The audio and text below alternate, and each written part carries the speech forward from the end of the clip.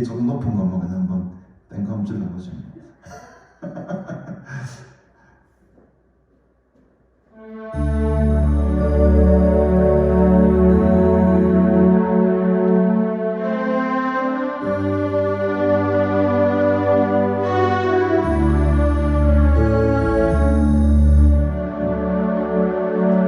주님과 함께했던 기억의 조각조각 어느 것 하나 버릴 것 없고 내 맘을 하시고 위로하시네. 사랑만이 날 숨쉬게 하네. 삶의 모든 순간에 영원하신 주 대신이 영광의 되신 자가 의지하여 믿음의 길 가리. 끝이 보이지 않는 목적 잃은 인생 위에 대신 주 사랑이 나의 갓길 맡겨주시네. 내 영혼 바람에 흔들린 그 불빛이 기댈 곳 없고 막을 곳 없네. 가난한 내 영혼 안아주시네. 사랑만이 날 회복해 하네. 삶의 모든 순간에 영원하신 주 대신 영광의 되신 자가 의지하여 믿음의 길 가리. 끝이 보이지 않는 목적 잃은 인생 위에 대신 주 사랑이 나의 갓길 맡겨주시네. 주님과 함께했던 기억의 조각조각 어느 것 하나 버릴 것 없고 내 맘을 하시고 위로하시네. 사랑만이 날 숨쉬게 하네. 삶의 모든 순간에 영원하신 주 대신이 영광의 되신 자가 의지하여 믿음의 길 가리. 끝이 보이지 않는 목적 잃은 인생 위에 대신 주 사랑이 나의 갓길 맡겨주시네.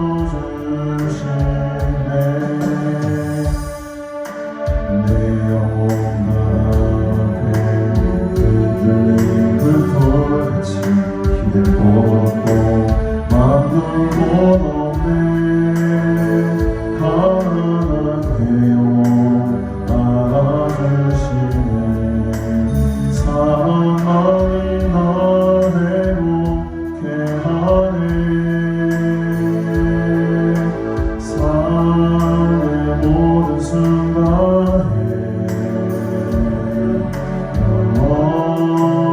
하신 주 계시니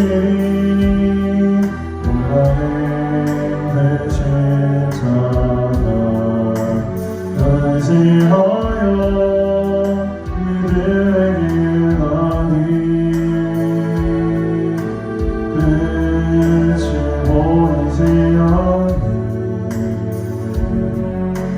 정의를 인생 위에 이끄신 주 사랑이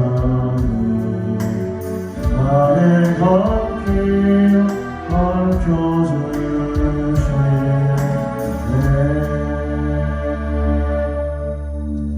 가사 있습니까, 집사님? 입력해놨어요? 처음 부르고 있는 찬양이라고 한번 연습을 해봤어요. 우리 기도드리고 조금 일찍이지만 함께 찬양으로 나아가도록 하겠습니다. 하나님 아버지, 은혜를 참으로 감사합니다. 우리에게 이 귀하고 거룩한 복된 주를 허락하시고 또 오전 예배 이어서 오후 예배에도 또 우리에게 감동을 주시고 또 은혜 주셔서 다시금 주의 보좌 앞에 엎드리게 하시니 감사합니다. 오늘도 간절한 마음으로 하나님을 찾으며 또 구할 것을 구하며 찾을 것을 찾으며 주께로 나아갑니다. 하나님의 귀한 것 좋은 곳으로 채워주시고 하늘의 신령한 은혜와 복으로 충만케 채우시사 하나님 만나고 주님 바라보는 은혜의 시간으로 삼아 주시옵소서. 감사드리오며 예수님의 이름으로 기도드리옵나이다. 아멘.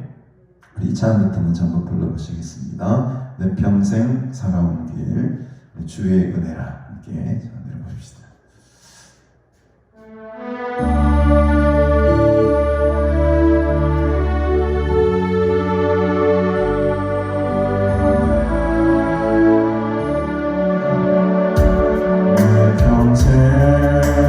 살아온 길 뒤돌아보니 젊은 내 인생길 오직 주의 은혜라 주의 은혜라 주의 은혜라 내 평생 살아온 길 주의 은혜라 주의 은혜라 한이 없는 사랑 흘러갈 길 모두 마시고 주 얼굴 볼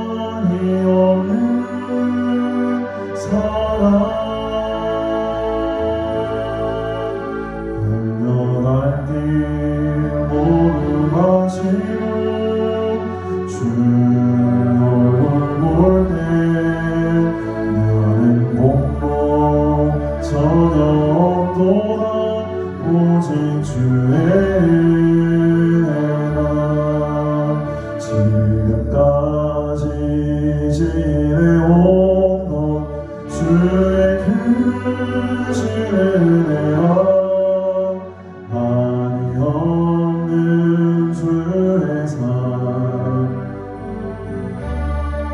그만하냐 자나깨나 주의 손이 항상 살펴주시고 모든 일에 주 안에서 형통하게 하신 지금까지 지내온 것 주의 크신 은혜라 한이없는 주의 사랑 어찌로 말하랴 자라게 한 주의 손이 항상 살펴주시고 모든 일을 주 안에서 형통하게 다시 한번 지금까지 지내온 것 주의 크신 은혜라 한이없는 주의 사랑 어찌로 말하랴 자라게나 주의 손이 항상 살펴주시고 모든 일을 주 안에서 형통하게 하시네 내 평생 살아온 길 뒤돌아보니 작은 내 인생 길 오직 주의 은혜라 주의 은혜라 주의 은혜라 내 평생 살아온 길 주의 은혜라 주의 은혜라 한이 없는 사랑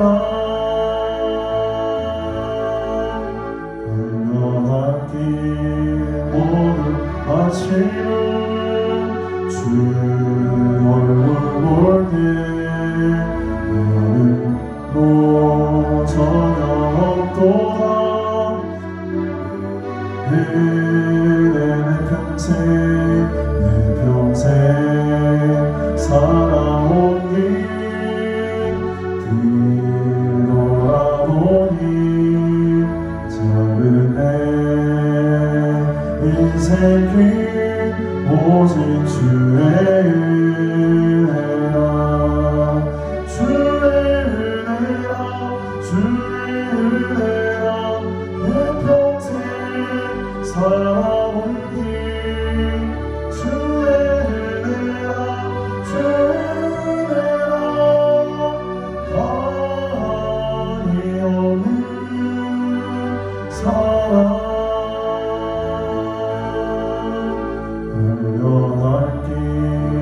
모두 마치고 주 얼굴 볼 때 나는 공로 전혀 없도다 오직 주의 달려갈 길 모두 마치고 주 얼굴 볼 때 나는 공로 전혀 없도다 오직 주의 다시 한번 달려갈 길 모두 마치고 주 얼굴 볼 때 나는 공로 전혀 없도다 오직 주의 은혜라 주님과 함께 했던 기억의 조각조각 어느 것 하나 버릴 것 없고 내 맘을 아시고 위로하시니 사랑만이 날 숨쉬게 하네 삶의 모든 순간에 영원하신 주 계시니 영광의 그 십자가 의지하 의지하여 믿음의 길 가리 끝이 보이지 않는 정의는 인생 위에 대신 주 사랑이 나의 발길 밝혀주시네 내 영혼 나라 앞에 흔들리는 꽃이 꽃도 막을 곳 없네 하나만 되어 안아주시네 사랑만이 날 행복해 하네 삶의 모든 순간에 영원하신 주 계시니 영광의 그 십자가 의지하여 믿음의 길 가리 끝이 보이지 않는 목적이는 인생 위에 대신 주 사랑이 나의 발길 밝혀주신 다시 한번 주님과 함께했던 기억의 소망수가 어느 것 하나 하늘 떠놓고 내 맘을 아시고 위로하시는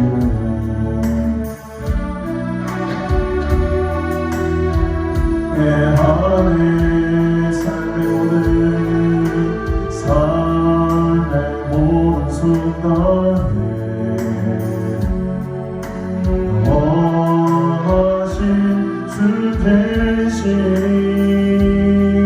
영광의 그 십자가 의지하여 믿음의 길 가리 끝이 보이지 않는 정의의 인생 위에 다시 주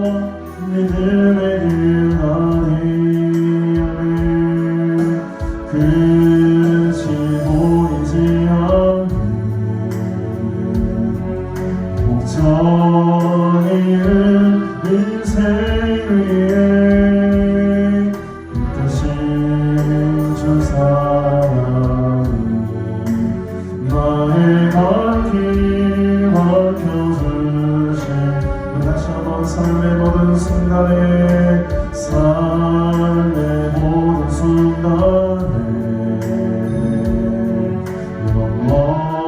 영원하신 주 계시니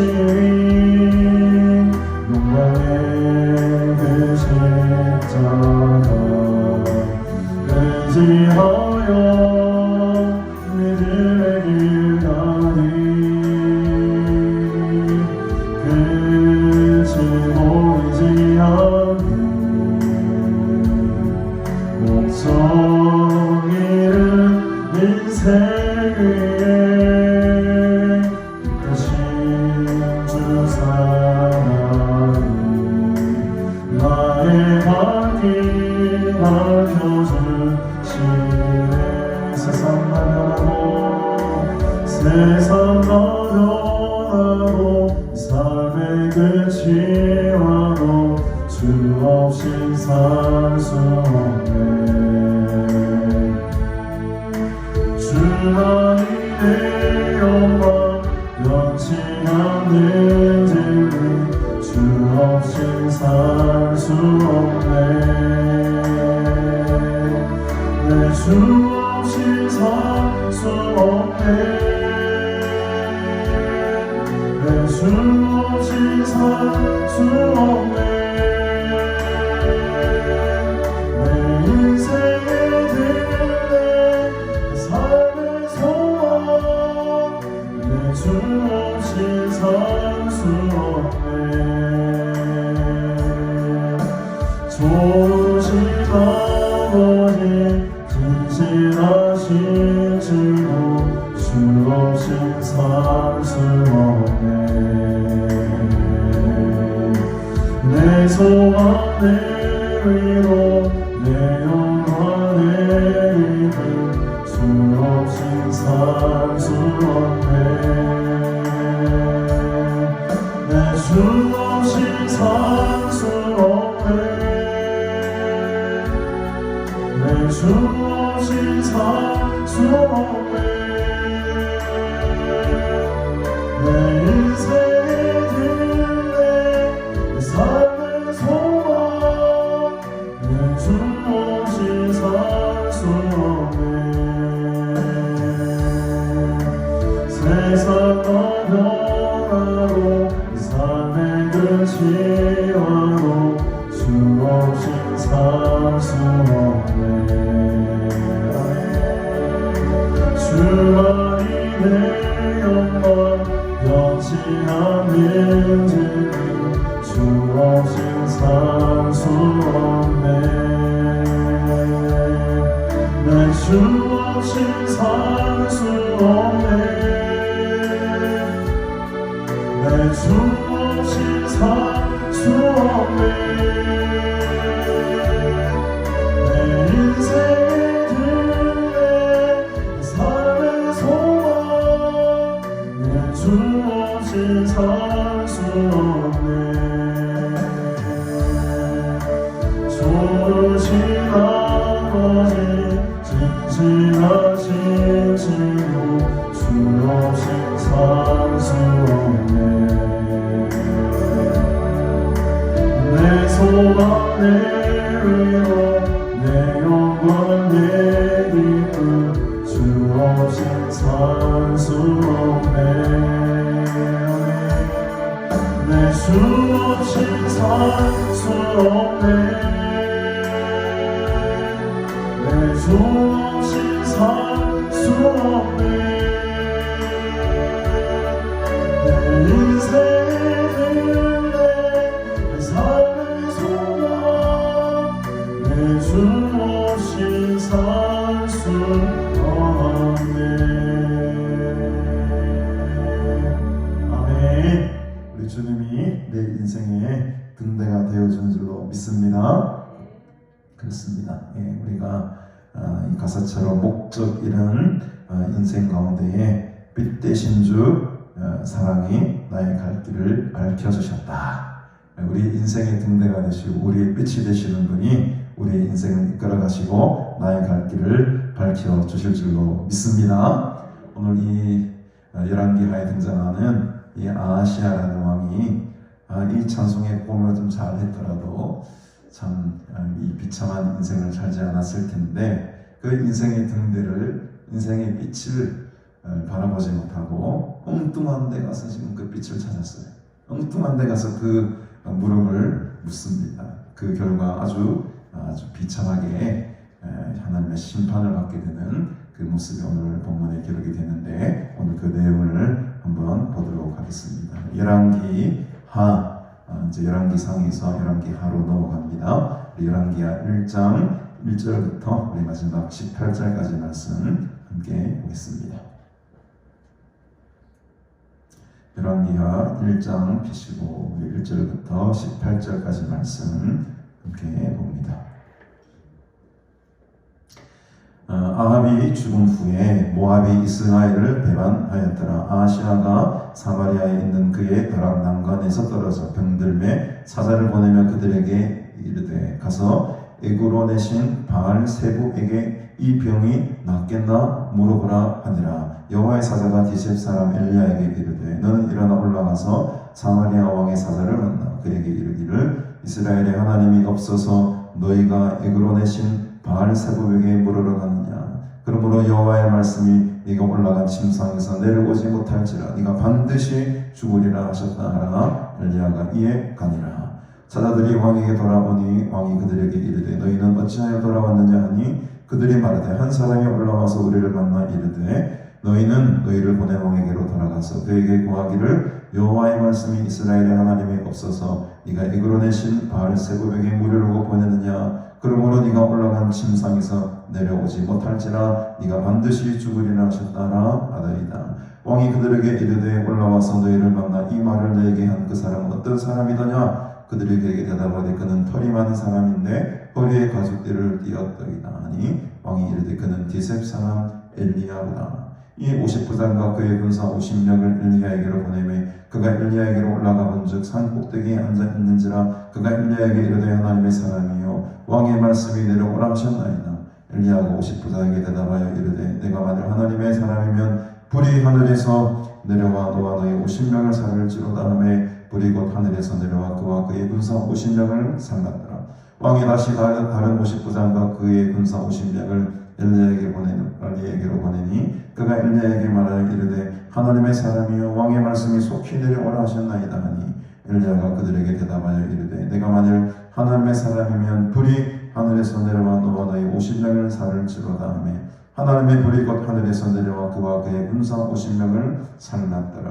왕이 세 번째 50부장과 그의 군사 50명을 보낸지라. 셋째 50부장이 올라가서 엘리야 앞에 이르러 그의 무릎을 꿇어 엎드려 간구하여 이르되 하나님의 사람이여 원하건대 나의 생명과 당신의 종인 이 50명의 생명을 당신은 귀히 보소서. 불이 하늘에서 내려와 전번의 50부장들과 그의 군사 50명을 살랐거니와 나의 생명을 당신은 귀히 보소서 하며 여호와의 사자가 엘리야에게 이르되 너는 그를 두려워하지 말고 함께 내려가라 하신지라. 엘리야가 곧 일어나 그와 함께 내려와 왕에게 이르되 말하되 여호와의 말씀이 네가 사자를 보내 에그론의 바알 세부에게 물으라 하니 이스라엘에 그의 말을 물을 만한 하나님이 안 계심이냐. 그러므로 네가 그 올라간 침상에서 내려오지 못할지라 네가 반드시 죽으리라 하셨다 하니라. 왕이 엘리야가 전한 여호와의 말씀대로 죽고 그가 아들이 없으므로 여호람이 그를 대신하여 왕이 되니 유다 왕 여호사밧의 아들 여호람의 둘째 해였다. 아하시아가 행한 그 남은 사적은 모두 이스라엘 왕 역대시락에 기록되지 아니하였느냐. 아멘.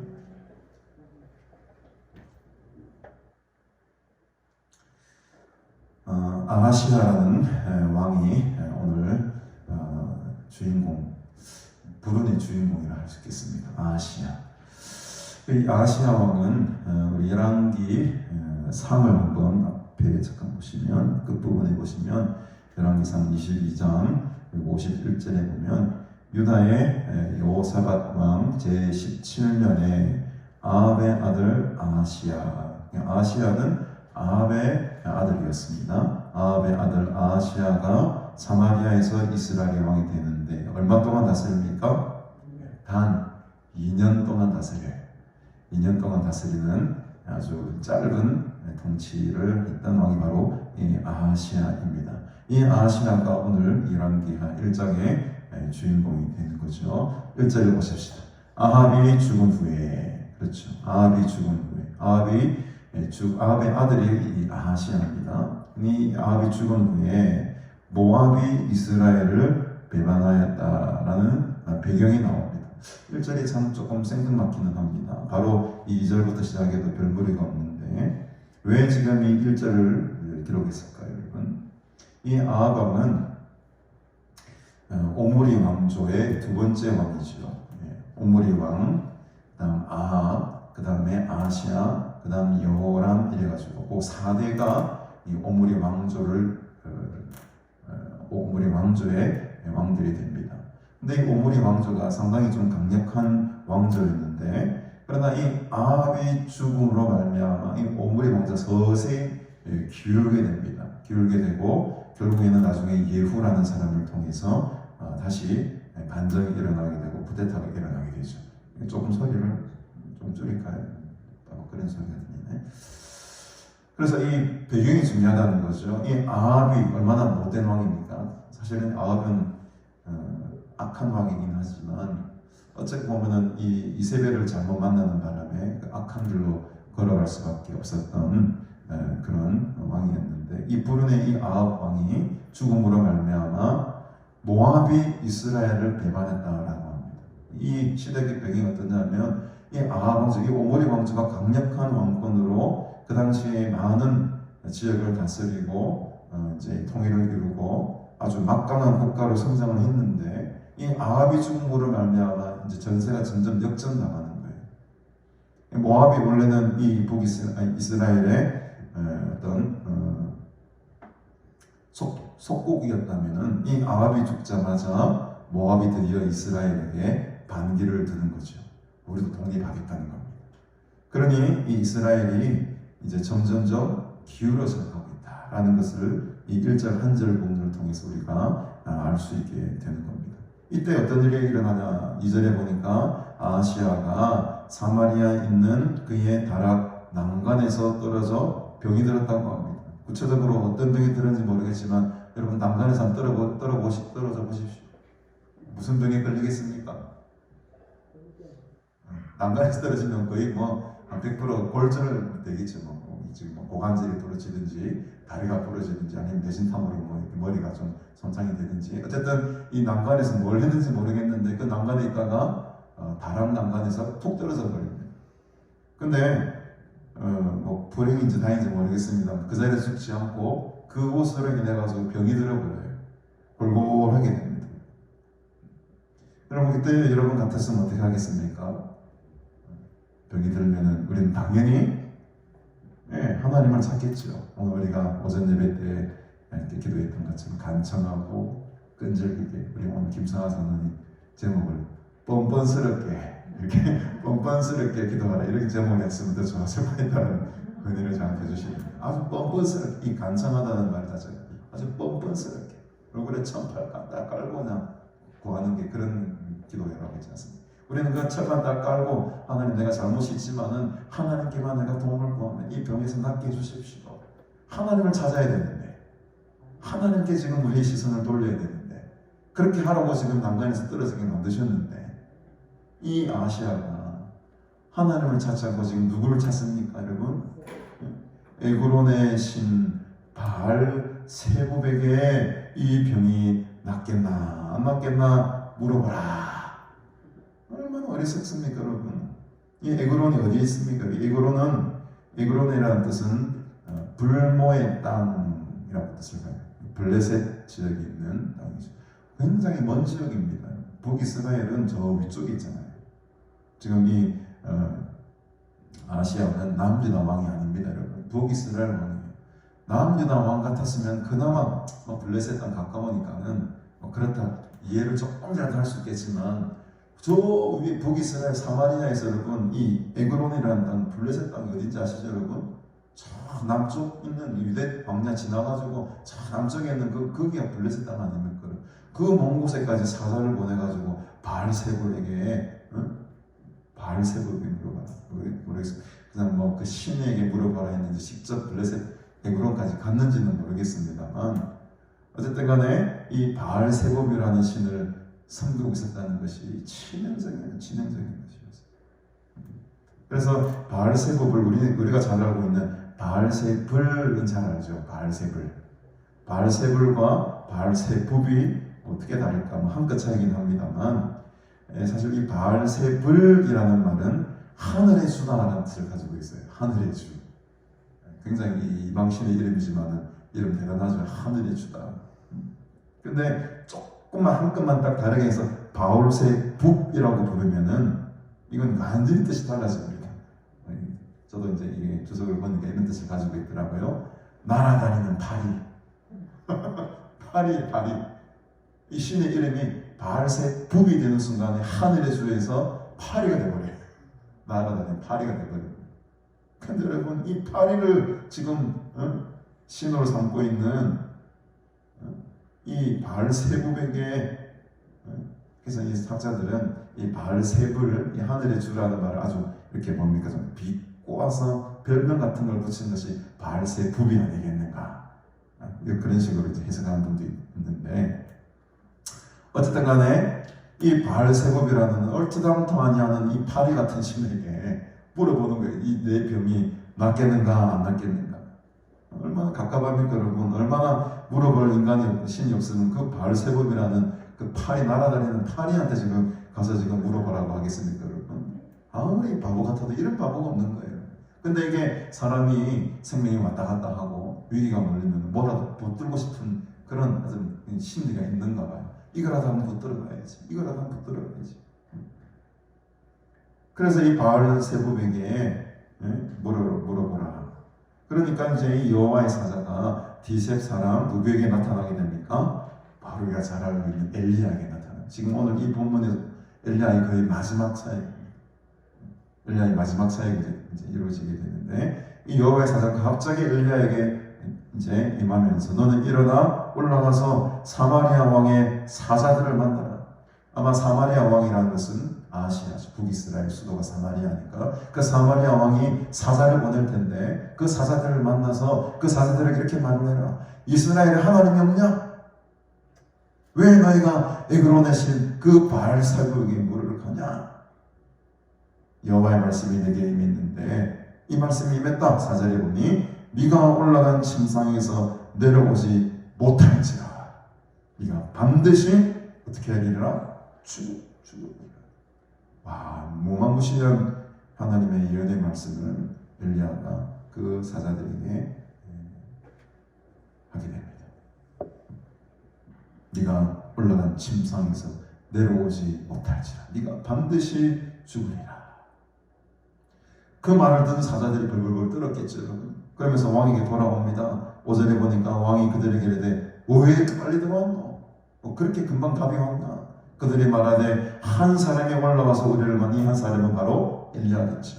한 사람이 올라와서 우리를 만나 이르되 너희는 너희를 보낸 왕에게로 돌아가서 그에게 구하기를 여호와의 말씀이 이스라엘 하나님이 없어서 네가 에그론의 신 바알세봅에게 물을 두고 보내느냐.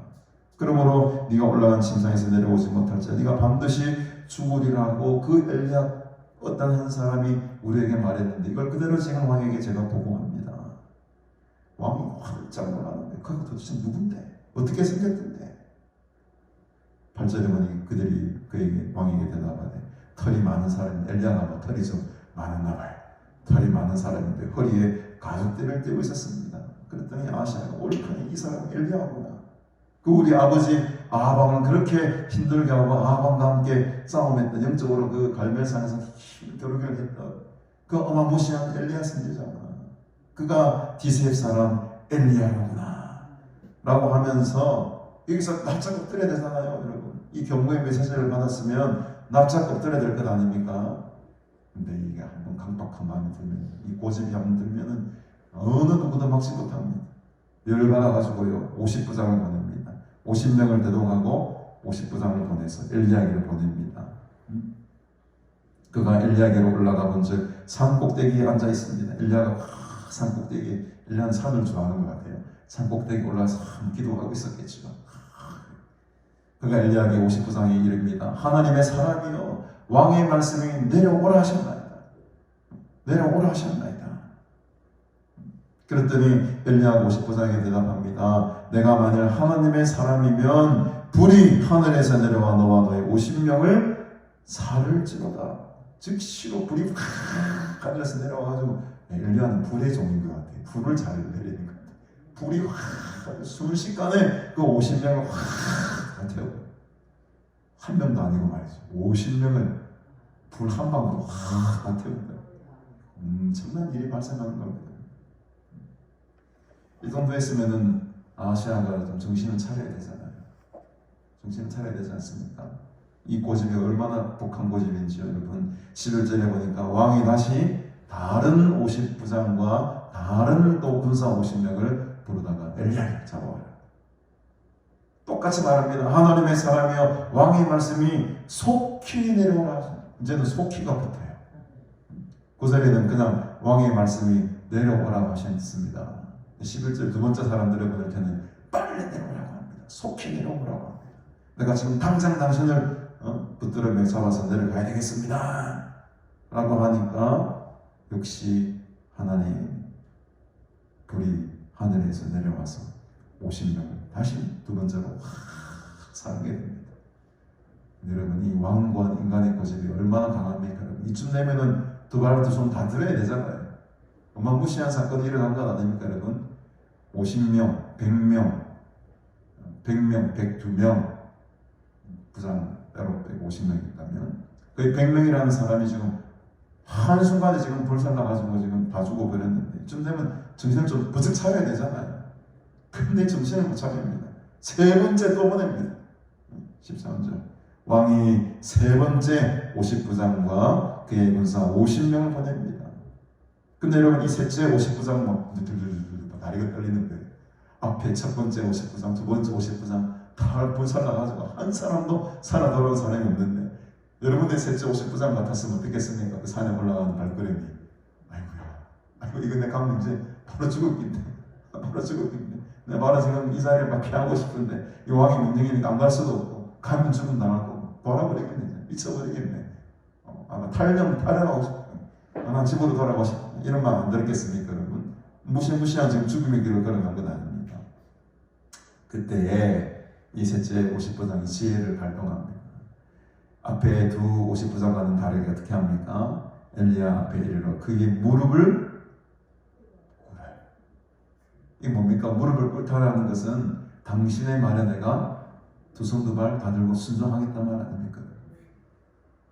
기도할 때 하루에 5분이라도 무릎을 꿇고 한번 기도해 보십시오. 하나님께 항복이 관절이 좀 아파도 5분 정도는 참을 수 있습니다. 5분 정도는 내가 무릎을 꿇고 하나님 앞에 무릎 사이에 머리를 쳐고 간절한 마음으로 기도해 보십시오. 이 50부장은 지금 무릎을 꿇어서 엎드려서 지금 엘리야에게 간구합니다. 하나님의 사람이에요. 하나님의 사람이에요. 원하건대 나의 생명과 당신의 소문 이 50명의 생명을 어떻게 봐달라는 겁니까? 당신께서 귀하게 봐달라고 요구합니다. 불쌍히 여겨달라는 거죠. 불쌍히 여겨달라는 긍휼히 여겨달라는 거죠. 불이 하늘에서 내려와 전번의 50부장 둘과 그의 군사 50명을 살랐거니와 102명이 죽은 겁니다. 정확하게 나의 생명을 당신이 좀 귀히 보시고 나를 긍휼히 여겨주시고 이 긍휼히 여겨달라는 이 기도가 그래서 중요한 것입니다. 우리가 날마다 기도할 때 하나님 주님의 자비와 긍휼로 나를 불쌍히 여겨주시옵소서. 무릎으로 기도하는 거예요. 무릎으로 기도하는 겸손한 기도. 그 하나님의 향한 그 기도를 하나님께서 들으시고 우리에게 구원의 은혜를 베풀어 주시는 거죠. 그랬더니 엘리야가 15절에 보니까 너는 그를 두려워하지 말고 함께 들어가라 라는 사인을 여호와의 사자가 엘리야에게 줍니다. 그러니까 아마 이 세 번째 50부장의 간구와 이 기도와 순종의 마음이 아마 하나님께 전달이 된 것 같아요. 그래서 하나님께서 여호와의 사자를 통해서 엘리야에게 이제는 그를 두려워하지 말고 함께 내려가라. 그가 누굴 말하겠습니까? 아시아 왕을 말하겠죠. 아시아 왕을 두려워하지 말고 이제는 세 번째는 내려가라. 그러니까 이걸 역으로 말하면은 엘리야도 사람이었다. 엘리야도 지금 어떤 마음이 있습니까? 야, 이겨서 내가 지금 내려가게 되면 왕이 내 죽임을 당할 건데 라는 두려움이 어느 정도 그에게도 있었다는 거죠. 왜냐하면 지금 두려워하지 말라고 하잖아요. 여호와의 사자가 엘리야에게 너 두려워하지 말라고 하잖아요. 여러분, 엘리야도 위대한 기도의 사람이고 하나님의 선지자고 종이었지만 그도 역시 인간입니다. 우리는 다 연약함이 있습니다. 두려움이 없습니다. 두려움이 없는 인간은 사람은 아무도 없어요. 걱정이 없는 사람은 아무도 없는 것입니다. 그러나 그 걱정과 두려움 앞에 하나님 앞에 그 산꼭대기에 가서 주님께 부르짖는 그 사람이 진정한 하나님이 찾으시는 이 시대의 귀한 사명자인 줄을 믿습니다. 그래서 여러분, 이 세 번째 메시지를 듣고 엘리야가 이제는 하산하게 되죠. 그래서 왕에게 이제 왕을 접견하게 됩니다. 16절에 보니까 이 말을 하기가 참 쉽지가 않습니다. 여러분, 왕 앞에서 어떻게 당신 죽을 거라는 말을 함부로 할 수 있겠습니까? 그러나 담대하게 지금 엘리야가 말합니다. 여호와의 말씀이 네가 사자를 보내 에그론의 신 바알세북에게 물으라 하니 이스라엘에 그의 말을 물을 만한 하나님이 안 계시느냐? 야, 이스라엘 안에는 전능하신 하나님이 계시는데 왜 하나님께 묻지 않았느냐? 그러므로 네가 올라간 그 침상에서 내려오지 못하고 반드시 죽을 것이다. 어마무시한 죽음의 예언을 왕 앞에 합니다. 이 담대한 믿음이 여러분 어디서 생겼을까요, 여러분?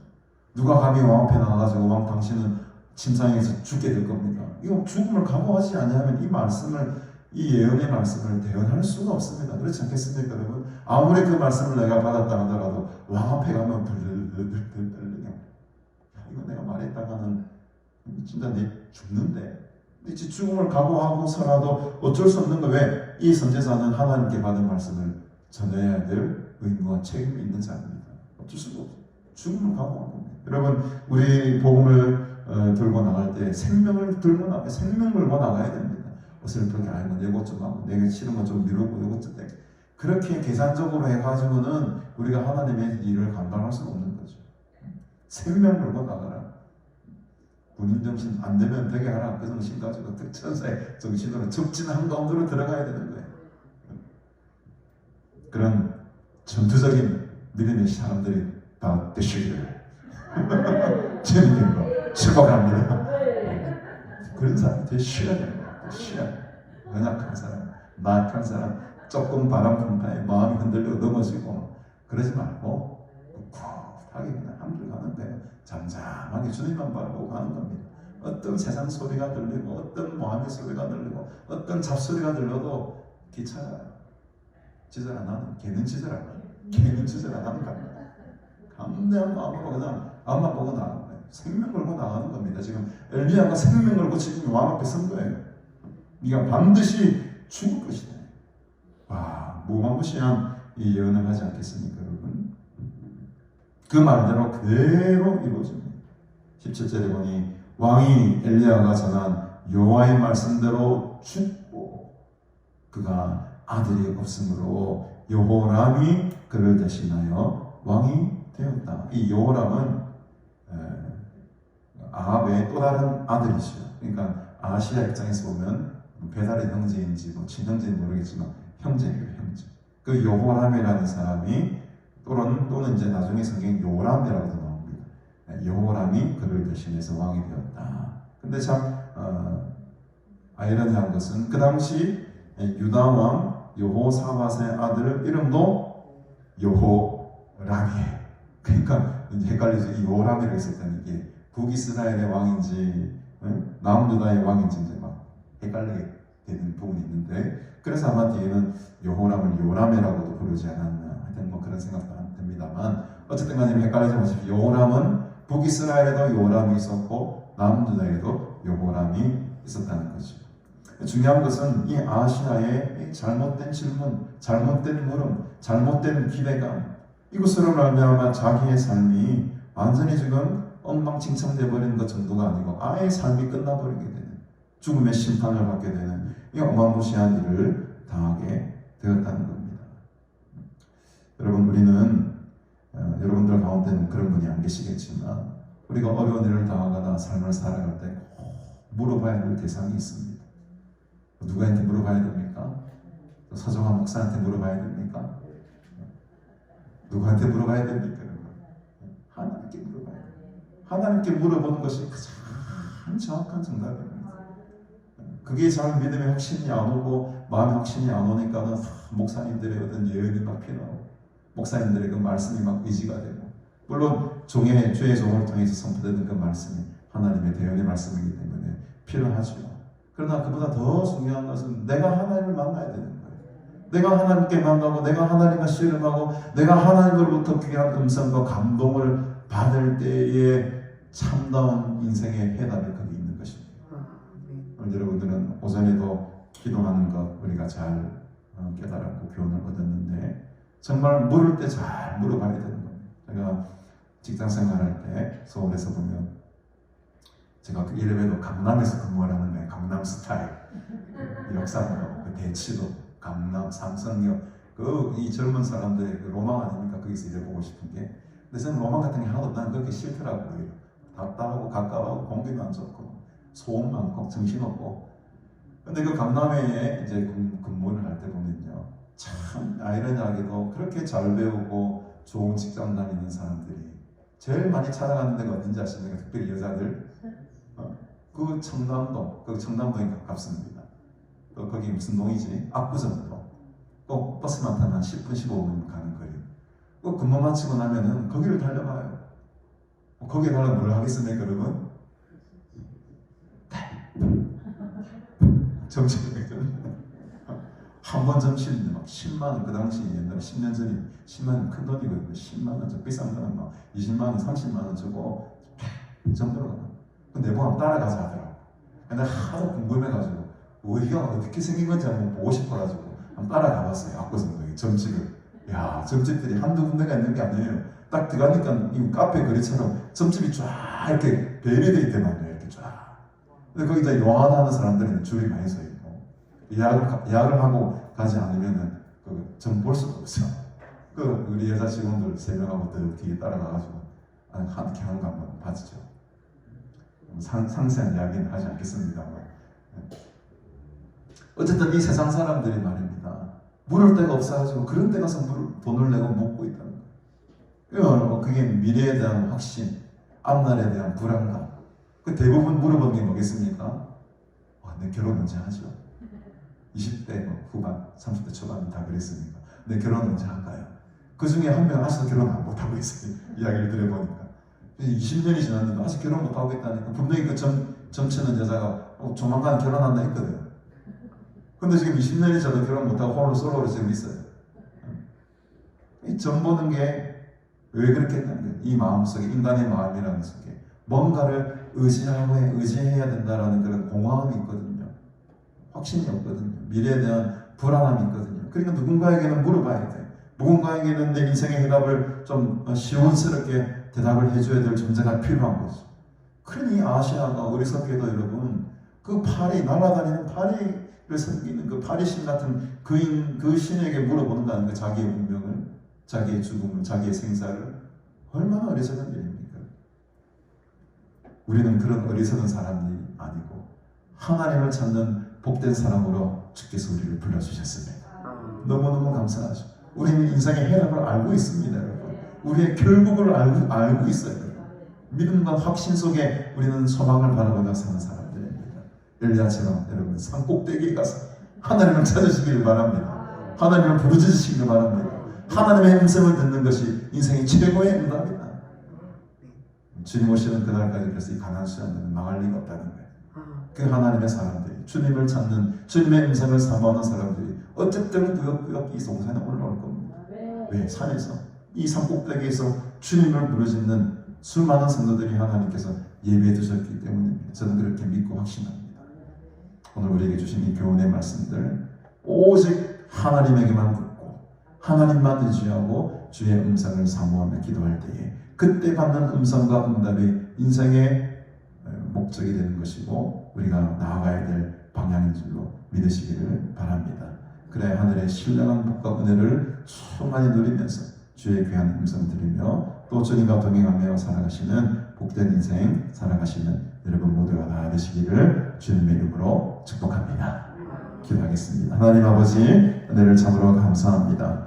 우리를 세상의 신을 쫓지 아니하고 하나님만을 의지하고 주님의 음성을 사모하며 주께 기도하는 믿음의 사람들로 세워주시고 불러주시니 감사합니다. 우리 인생의 어려운 순간마다 힘든 순간마다 딴 것을 의지하지 않게 하시고 세상을 의지하지 않게 하시고 사람을 의지하지 않게 하시고 오직 하나님의 음성을 사모하며 주님의 역사하심과 주님의 손길을 의지하며 살아가는 복된 인생으로 삼아주실 때에 우리의 인생의 걸음걸음마다 주와 동행하며 주님의 살아계심을 날마다 생생하게 경험하며 살아가는 기도의 사람들, 믿음의 사람들, 주의 음성을 사모하는 사람들로 다 삼아 주시옵소서. 지금은 우리 구주 예수 그리스도의 은혜와 하나님 아버지의 무한하신 사랑과 성령의 위로 충만 교통교제의 은총이 세상의 신을 의지하지 아니하고 오직 주님만을 의지하며 하나님만을 바라며 하나님에게만 물으며 살아갈 때에 진정한 인생의 해답을 전능하신 하나님에게 구하며 살아가기를 간절히 소원하는 너희 모든 무리들과 영원토록 함께 있을 지어다. 아멘.